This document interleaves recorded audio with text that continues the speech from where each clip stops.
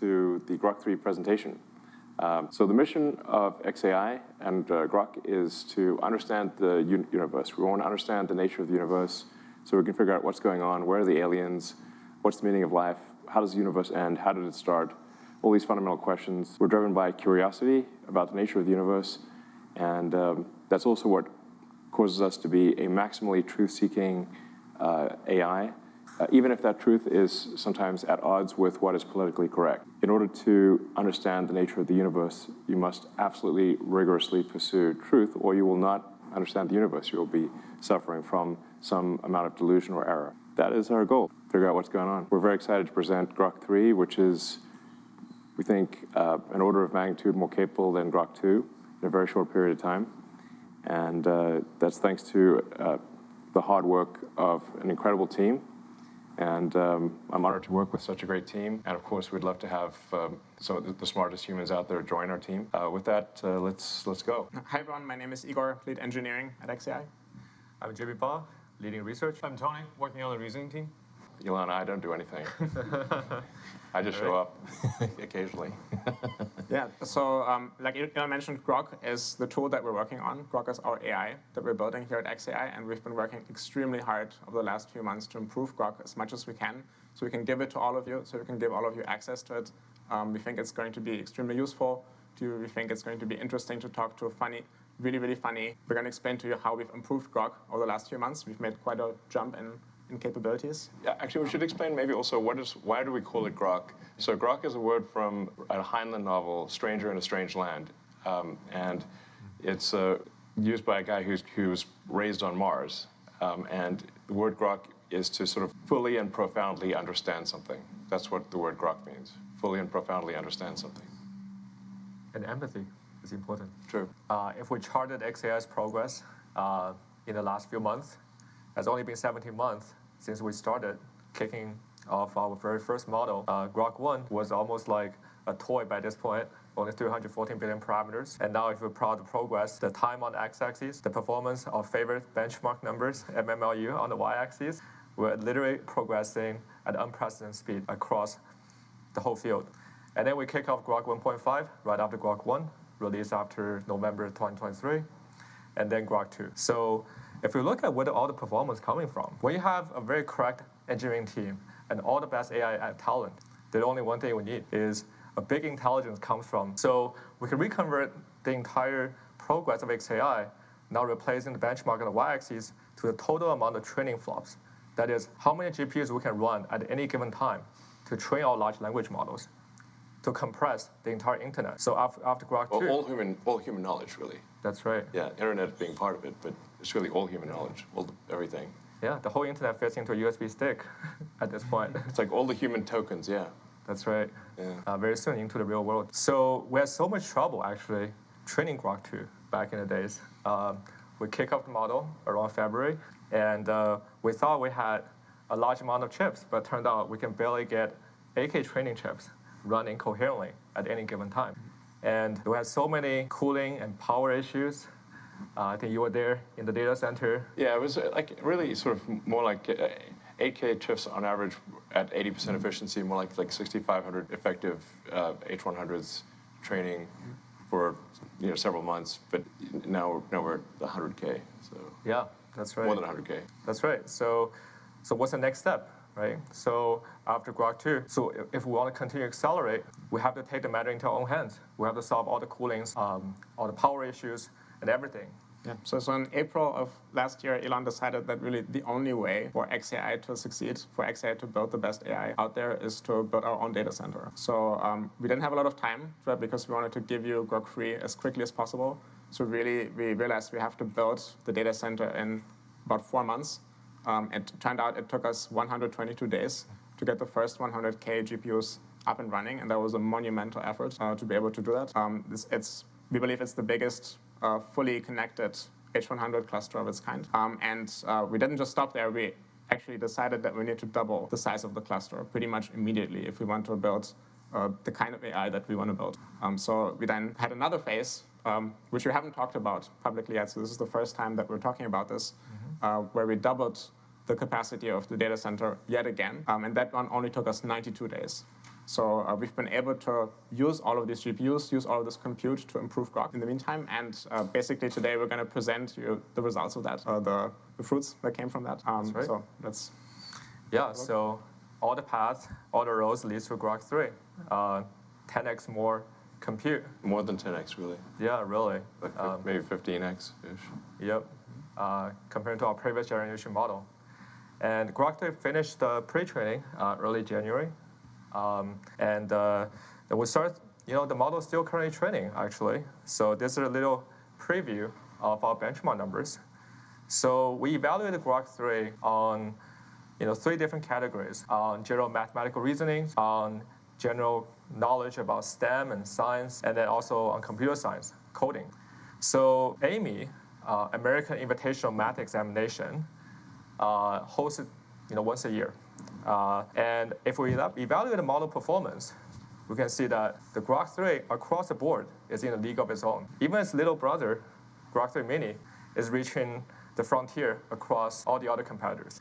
So you would say, well, at this point, all these benchmarks, you're just evaluating the memorization of the textbooks, memorization of the GitHub repos. How about the real-time usefulness?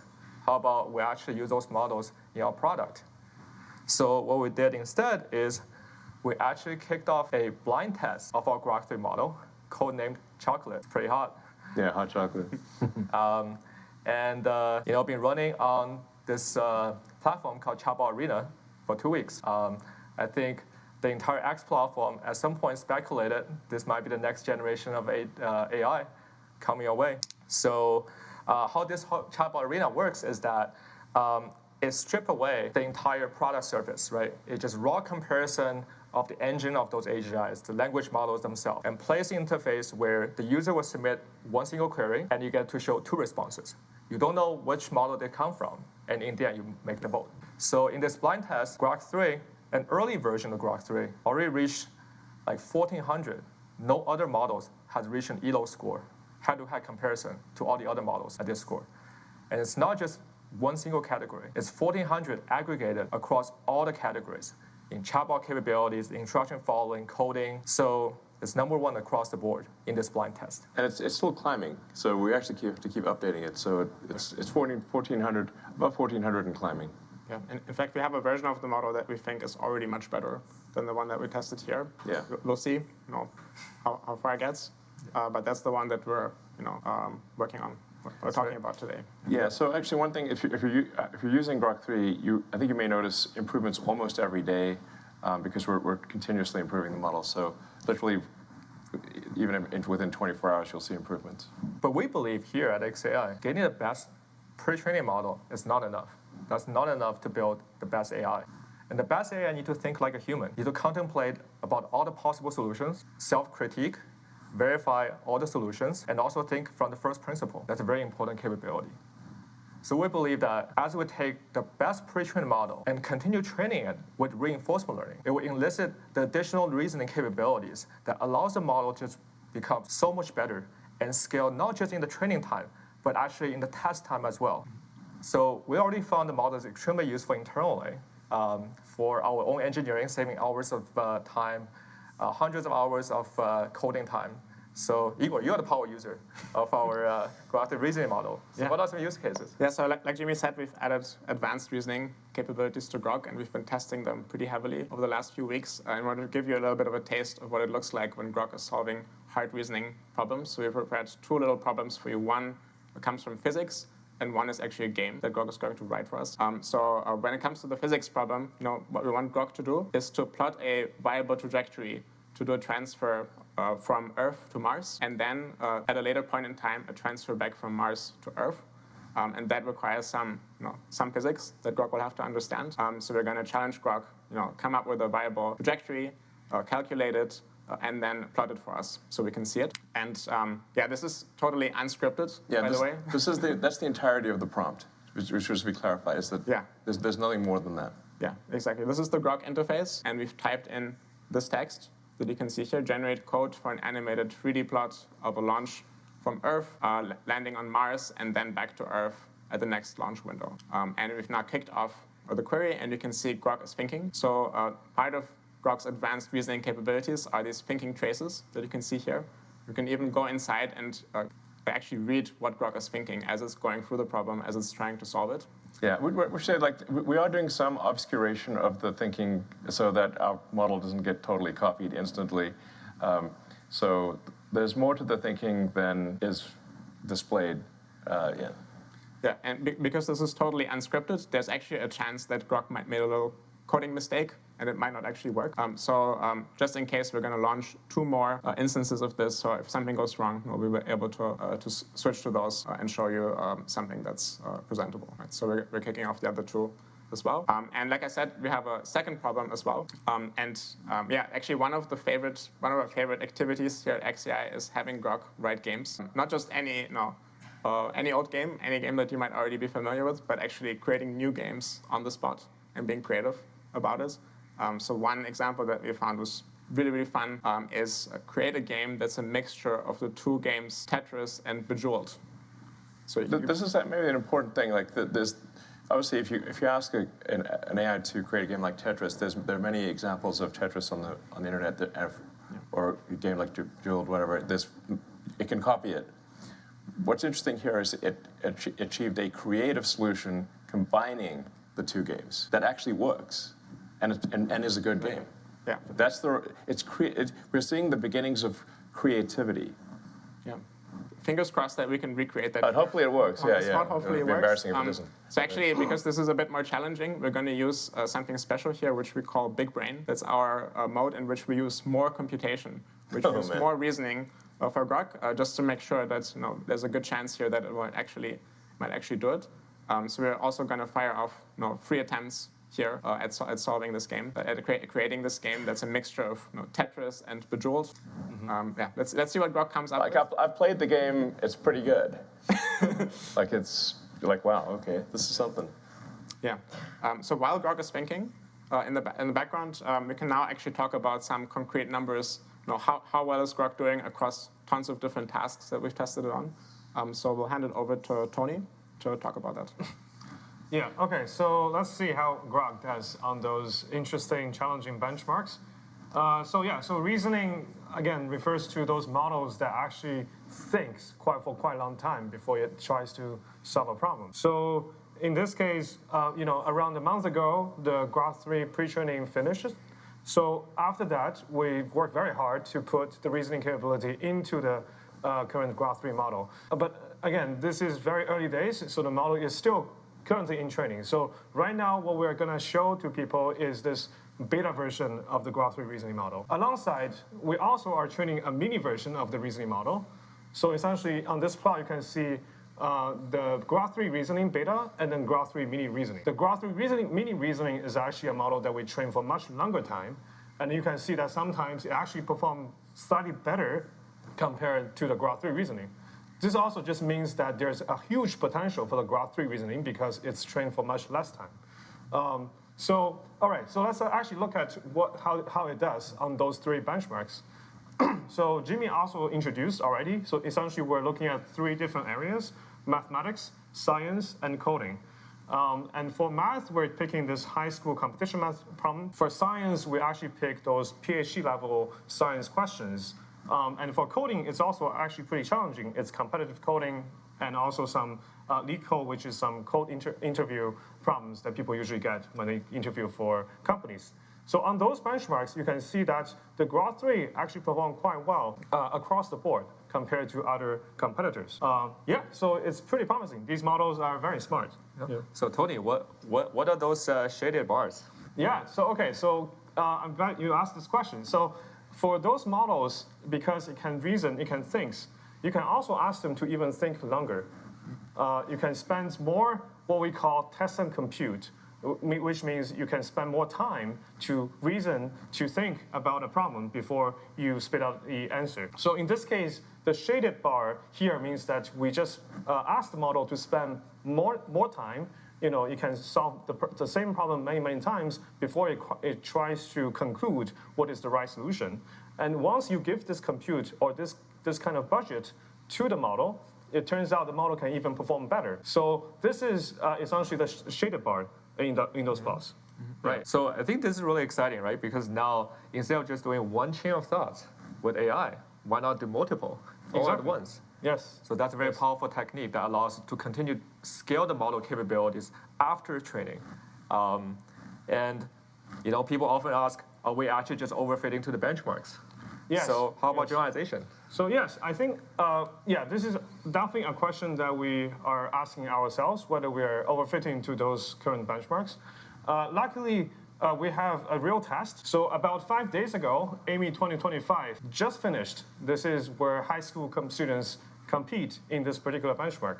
So we got this very fresh new competition, and then we asked our two models to compete on the same benchmark, at the same exam. And it turns out, very interestingly, the Grok 3 reasoning, the big one, actually does better on this particular new fresh exam. This also means that the generalization capability of the big model is stronger, much stronger compared to the smaller model. If you compare to the last year's exam, actually this is the opposite. The smaller model kind of learns the previous exams better. So yeah, so this actually shows some kind of true generalization from the model. That's right. So 17 months ago, our Grok 0 and Grok 1 barely solved any high school problems. That's right. And now we have a kid that just already graduated. The Grok is ready to go to college. Is that right? Yeah. I mean, it won't be long before it's simply perfect. The human exams won't be hard. They'll be too easy. Yeah. And internally, we actually, as the Grok continue to evolve, we're going to talk about what we're excited about. But very soon, there will be no more benchmark left. Yeah. Yeah, one thing that's quite fascinating, I think, is that we basically only trained Grok's reasoning abilities on math problems and competitive coding problems. Right? So very, very specialized kinds of tasks, but somehow it's able to work on all kinds of other different tasks. So including creating games, lots and lots of different things. And what seems to be happening is that basically Grok learns this ability to detect its own mistakes in its thinking, correct them, persist on a problem, try lots of different variants, pick the one that's best. So there are these generalizing abilities that Grok learns from mathematics and from coding, which it can then use to solve all kinds of other problems. So that's pretty. I mean, reality is the instantiation of mathematics. That's right. And one thing we're actually really excited about, that going back to our founding mission, is what if one day we have a computer just like Deep Thought that utilize our entire cluster just for that one very important problem in the test time. And all the GPU turned on, right? So I think back then we were building the GPU clusters together. You were plugging cables. And I remember that when we turned on the first initial test, you can hear all the GPUs humming in the hallway. That's almost feel like spiritual. Yeah, that's actually a pretty cool thing that we're able to do, that we can go into the data center and tinker with the machines there. So for example, we went in and we unplugged a few of the cables and just made sure that our training setup is still running stably. So that's something that I think most AI teams out there don't usually do, but it's actually totally unlocks like a new level of reliability and what you're able to do with the hardware. So okay, so when are we going to solve Riemann? So the easiest solution is to numerate over all possible strings. And as long as you have a verifier, enough compute, you'll be able to do it. Okay. My projection will be... What's your guess? What does your neural net calculate? So my bold prediction, so 3 years ago I told you this, I think now it's 2 years later, two things are going to happen. We're going to see machines win some medals. Yeah. That's Turing's Award, Absolutely. Fields Medal, Nobel Prize, with probably some expert in the loop, right? So the expert uplifting. Do you mean so this year or next year? Oh, okay. That's what it comes down to, really. Yeah. I mean, so it looks like Grok finished all of its thinking on the two problems. So let's take a look at what it said. All right. So this was the little physics problem we had. We've collapsed the thoughts here, so they're hidden. And then we see Grok's answer below that. So it explains, it wrote a Python script here using matplotlib, then gives us all of the code. So let's take a quick look at the code. Seems like it's doing reasonable things here, not totally off the mark. Solve Kepler says here, so maybe it's solving Kepler's law numerically. There's really only one way to find out if this thing is working. I'd say let's give it a try. Let's run the code. All right, and we can see. Grok is animating two different planets, Earth and Mars here, and then the The green ball is the vehicle that's transiting, the spacecraft that's transitioning between Earth and Mars. And you could see the journey from Earth to Mars, and looks like, yeah, indeed, the astronauts returned safely, at the right moment in time. Now, obviously, this was just generated on the spot, so we can't tell you if that was actually correct solution. So we're going to take a closer look. Maybe we're going to call some colleagues from SpaceX, ask them if this is legit. It's pretty close. It's. I mean, yeah. I mean, there's a lot of complexities in the actual orbits that have to be taken into account, but this is pretty close to what it looks like. Awesome. Cool. In fact, I have that on my pendant here. This has got the Earth-Mars home and transfer on it. Yeah. When are we going to install Grok on a rocket? Well, I suppose in 2 years. 2 years? Everything is 2 years away. Well, Earth and Mars transit occurs every 26 months. We're currently in a transit window approximately. The next one would be November of next year, roughly end of next year. And if all goes well, SpaceX will send Starship rockets to Mars with Optimus robots. Yeah, I'm curious what this combination of Tetris and Bejeweled looks like. Betetris, as we've named it internally. Okay, we also have an output from Grok here. It says wrote a Python script, explains that it's what it's been doing. If you look at the code, there's some constants that are being defined here, some colors. Then the tetrominos, the pieces of Tetris are there. Obviously, very hard to see at one glance if this is good. So we gotta run this to figure out if it's working. Well, let's give it a try. Fingers crossed. All right. So this kind of looks like Tetris, but the colors are a little bit off, right? The colors are different here, and if you think about what's going on here, Bejeweled has this mechanic where if you get 3 jewels in a row, then they disappear, and also gravity activates, right? So what happens if you get 3 of the colors together? Oh yeah, so something happened. So I think what Grok did in this version is that once you connect at least 3 blocks of the same color in a row, then gravity activates and they disappear, and then gravity activates and all the other blocks fall down. Kind of curious if there's still a Tetris mechanic here where if the line is full, does it actually clear it, or what happens then? It's up to interpretation, so who knows? Yeah, it'll do different variants when you ask it. It doesn't do the same thing every time. Exactly. We've seen a few other Tetris that worked very differently, but this one seems cool. So, yeah. Are we ready for Game Studio at xAI? Yes. So we're launching an AI gaming studio at xAI. If you're interested in joining us in building AI games, please join xAI. We're launching an AI gaming studio. We're announcing it tonight. Let's go. Epic Games. Oh, wait, that's an actual game studio. Yeah. Yeah. All right. So I think one thing is super exciting for us is that once you have the best pre-trained model, you have the best reasoning model, right? So we already see that when you actually give the capability for those models to think harder, think longer, think more broad, the performance continually improves. And we're really excited about the next frontier, that what happens if we not only allow the model to think harder, but also provide more tools, just like how real humans to solve those problems. For real humans, we don't ask them to solve Riemann hypothesis just with a piece of pen and paper, no internet. So with all the basic web browsing, search engine, and code interpreters, that builds the foundations, and the best reasoning model builds the foundations for the Grok agent to come. So today we're actually introducing a new product called Deep Search. That is the first generation of our Grok agents that not just helping the engineers and researchers and scientists to do coding, but actually help everyone to answer questions that you have day to day. It's a kind of like a next generation search engine that really help you to understand the universe. So you can start asking questions like, for example, hey, when is the next Starship launch day, for example? So let's try that, if we get the answer. On the left-hand side, we see a high-level progress bar. Essentially, the model not only just going to do one single search like the current RAG system, but actually thought very deeply about, hey, what's the user intent here? And what are the facts I should consider at the same time? And how many different websites I should actually go and read their content, right? So this can really save hundreds of hours of everyone's Google time if you want to really look into certain topics. And then on the right-hand side, you can see the bullet summaries of how the current model is doing, what websites browsing, what sources verifying, and oftentimes actually cross-validate different sources out there to make sure the answer is actually correct before it's output final answer. And we can, at the same time, fire up a few more queries. How about, Elon, you're a gamer, right? So Sure.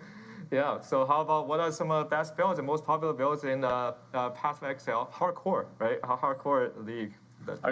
You can technically just look at the hardcore ladder. Might be a fast way to figure it out. Yeah, I want to see what the model does.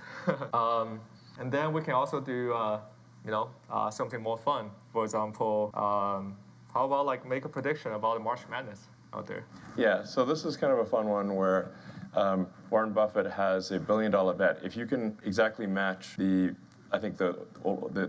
sort of the entire winning tree of March Madness, you can win $1 billion from Warren Buffett. So like, it would be pretty cool if AI could help you win $1 billion from Buffett. That seems like a pretty good investment. Let's go. Yeah. All right, so now let's fire up the query and see what model does. So we can actually go back to our very first one. How about the... Buffett wasn't counting on this. It's already done. That's right. Okay, so we got the result of the first one, and model thought around 1 minute. So the key insight here, the next starship is going to be on 24th or later, so no earlier than February 24th. It might be sooner. So yeah, so I think we can scroll down what the model does. So it does a little research on the Flight 7, what happened, got grounded, and actually it looked into the FCC filing, from its data collections. And then actually make a new conclusion that, if we continue to scroll down, so it makes the little table. I think inside xAI, we often joked about the time to the first table is the only latency that matters. So that's how the model makes the inference and look up all the sources. And then we can look into the gaming one. So how about for this particular one, we look at, hey, the build is like, it's kind of all the meta. Right? Yeah. So with the infernalist, but if we go down, so the surprising fact of all the other builds, so I look into the 12 classes. Yeah, so we'll see that the minion build was pretty popular whenever the game first came out, and now the invokers of the world took over. Monk Invoker for sure. Yeah, that's right. Yeah, followed by the Stoneweavers, and that's really good at mapping. So, and then we can see the March Madness. How about that? So, one interesting thing about the deep search is that if you actually go into the panel where it shows, what are the subtasks, you can actually click the bottom left. In this case, you can actually scroll through, actually reading to the mind of Grok. What informations does the model actually think about are trustworthy, what are not? How does it actually cross-validate different information sources? So that makes the entire search experience and information retrieval process a lot more transparent to our users. And this is much more powerful than any search engine out there. You can literally just tell it, only use sources from X, and it will try to respect that. Yeah. And so it's much more steerable, much more intelligent than... I mean, it really should save you a lot of time. So something that might take you half an hour or an hour of researching on the web or searching social media, you can just ask it to go do that and come back, and 10 minutes later, it's done an hour's worth of work for you. That's really what it comes down to. Exactly. And maybe better than you could have done it yourself. Yeah. Mm-hmm. Think about you have infinite amount of interns working for you. Now you can just fire up all the tasks and come back a minute later. So this is going to be an interesting one. So March Madness had not happened yet. So I guess we have to follow up with a next live stream. Yeah. And it seems like pretty good. Like $40 might get you $1 billion. $40 subscription. That's right. I mean, my word. So so when are the users gonna have their hands on Grok 3? Yeah, so the good news is we've been working tirelessly to actually release all of these features that we've shown you. The Grok 3 base model with amazing chat capabilities that's really useful, that's really interesting to talk to. The deep search, the advanced reasoning mode, all of these things. We want to roll them out to you today, starting with the Premium Plus subscribers on X. So it's the first group that will initially get access. Make sure to update your X app if you want to see all of the advanced capabilities, because we just released the update now as we're as we're talking here. Yeah, if you're interested in getting early access to Grok, then sign up for Premium Plus. And also, we're announcing that we're starting a separate subscription for Grok that we call SuperGrok for those real Grok fans that want the most advanced capabilities and the earliest access to new features. So feel free to check that out as well. This is for the dedicated Grok app and for the website. Exactly. Grok website. So our new website is called grok.com. Yeah. And you'll also You'd find... never guess. Yeah, you'd never guess. And you can also find our Grok app in the iOS App Store. And that gives you like a more even more polished experience that's totally Grok focused. If you want to have Grok easily available, one tap away. Yeah, and the version on Grok.com on a web browser is going to be the latest and most advanced version, because obviously it takes us a while to get something into an app and then get it approved by the App Store. So and then if something's in a phone format, there's limitations of what you can do. So the most powerful version of Grok and the latest version will be the web version at Grok.com. Yeah. So watch out for the name Grok Free in the app. Dead giveaway. Yeah, exactly. That's the giveaway, that you have Grok Free, and if it says Grok True, then Grok Free hasn't quite arrived for you yet, but we're working hard to roll this out today, and then to even more people over the coming days. Yeah, make sure you update your phone app too, where you're actually going to get all the tools we showcased today with the thinking mode, with the deep search. So yeah, really looking forward to all the feedbacks you have. Yeah, and I think we should emphasize that this is kind of a beta, like meaning that you should expect some imperfections at first, but we will improve it rapidly almost every day. In fact, every day I think it'll get better.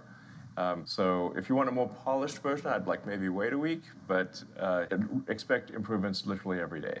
And then we're also going to be providing a voice interaction, so you can have conversational. In fact, I was trying it earlier today. It's working pretty well, but these a bit more polished. The sort of way where you can just literally talk to it like you're talking to a person. That's awesome. It's actually, I think, one of the best experiences of Grok.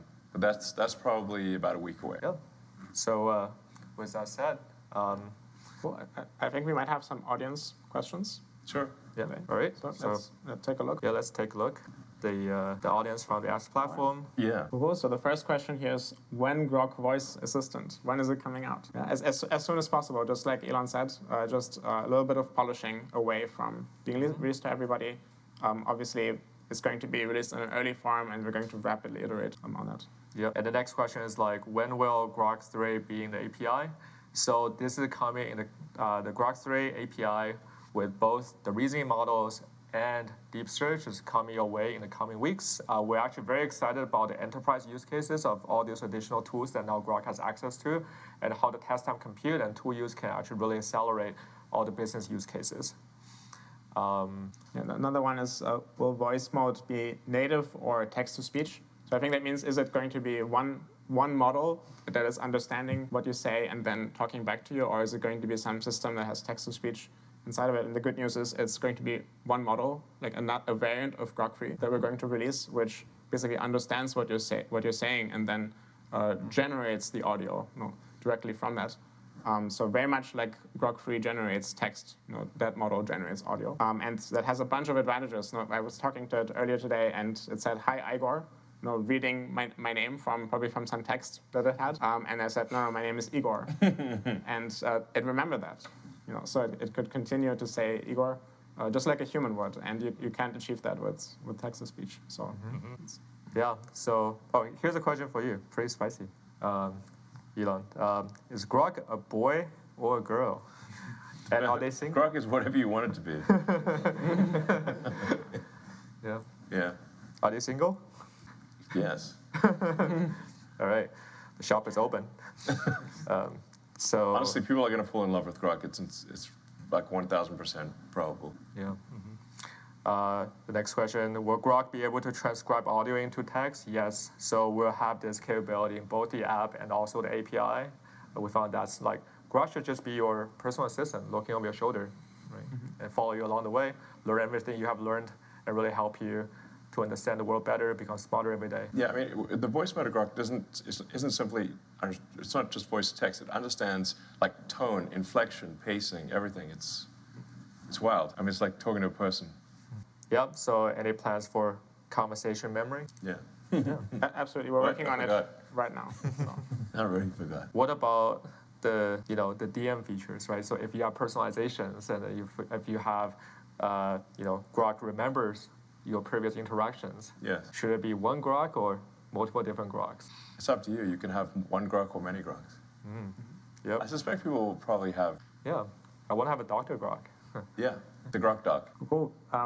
So in the past, we've open sourced Grok 1. Right? So somebody's asking us, are we going to do it again with Grok 2? Yeah, I think once Grok, our general approach is that we will open source the last version when the next version is fully out. So like when Grok 3 is mature and stable, which is probably within a few months, then we'll open source Grok 2. Okay, so we probably have time for one last question.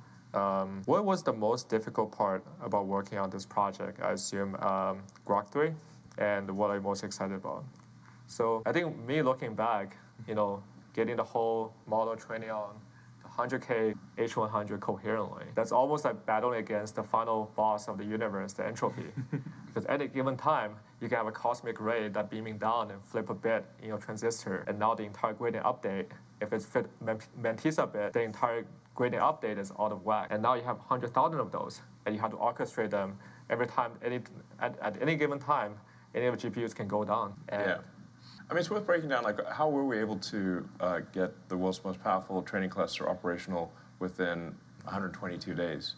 Because we started off, we actually weren't intending to do a data center ourselves. We were going to just, we went to the data center providers and said, how long would it take to have 100,000 GPUs operating coherently in a single location? And we got time frames from 18 to 24 months. So we're like, well, 18 to 24 months, that means losing as a certainty. So the only option was to do it ourselves. So then if you break down the problem, I guess I'm doing like reasoning here, but like, makes you think. one single chain though. Yeah, exactly. So, well, we needed a building. We can't build a building, so we must use an existing building. So we looked basically for factories that had been abandoned, but the factory was in good shape, like the company had gone bankrupt or something. So we found an Electrolux factory in Memphis. That's why it's in Memphis, home of Elvis, and also one of the oldest. I think it was the capital of ancient Egypt. And it was actually a very nice factory that, I don't know, for whatever reason, that Electrolux had left. So that gave us shelter for the computers. Then we needed power. We needed at least 120 megawatts at first, but the building only had 15 megawatts. And ultimately, for 200,000 GPUs, we needed a quarter gigawatt. So we initially leased a whole bunch of generators. So we have generators on one side of the building, just one trailer after trailer of generators until we get the utility power to come in. But then we also need cooling. So on the other side of the building, it was just trailer after trailer of cooling. So we leased about a quarter of the mobile cooling capacity of the United States on the other side of the building. Then we needed to get the GPUs all installed, and they're all liquid cooled. So in order to achieve the density necessary, this is a liquid cooled system. So we had to get all the plumbing for the liquid cooling. Nobody had ever done a liquid cooling data center at scale. So this was an incredibly dedicated effort by a very talented team to achieve that outcome. I may think, now it's going to work. Nope. The issue is that the power fluctuations for a GPU cluster are dramatic. So it's like this giant symphony that is taking place. Like imagine having a symphony with 100,000 or 200,000 participants in the symphony, and the whole orchestra will go quiet and loud in 100 milliseconds. And so this caused massive power fluctuations. So then, which then caused the generators to lose their minds, and they weren't expecting this. So to buffer the power, we then used Tesla megapacks to smooth out the power. So the megapacks had to be reprogrammed with xAI. Working with Tesla, we reprogrammed the megapacks to be able to deal with these dramatic power fluctuations to smooth out the power so that the computers could actually run properly. That worked. It was quite tricky. But even at that point, you still have to make the computers all communicate effectively. So all the networking had to be solved, and debugging a bazillion network cables, debugging nickel at 4 in the morning. I think we solved it like 4:20 roughly 4:20 a.m. Yes.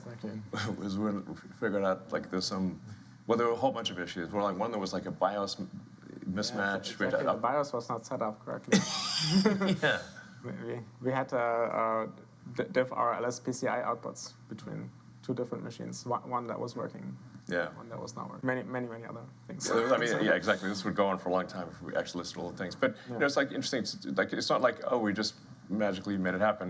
You have to break down the problem, just like Grok does for reasoning, into the constituent elements, and then solve each of the constituent elements in order to achieve a coherent training cluster in a period of time that is a small fraction of what anyone else could do it in. And then once the training cluster was up and running and we could use it, we had to make sure that it actually stays healthy throughout, which is its own giant challenge. And then we had to get every single detail of the training right in order to get a Grok 3 level model, which is actually really, really hard. We don't know if there are any other models out there that have Grok 3's capabilities, but whoever trains a model better than Grok 3 has to be extremely good at the science of deep learning at every aspect of the engineering. So it's not so easy to pull this off. And this is now going to be the last cluster we build and last model we train. Oh yeah, we've already started work on the next cluster, which will be about 5 times the power. So instead of a quarter gigawatt, roughly 1.2 gigawatts. What's the Back to the Future was? What's the power in the?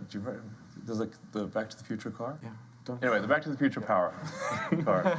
It's like roughly in that order, I think. And you know, these will be the sort of the GB200/300 cluster. Once again, it'll be the most powerful training cluster in the world.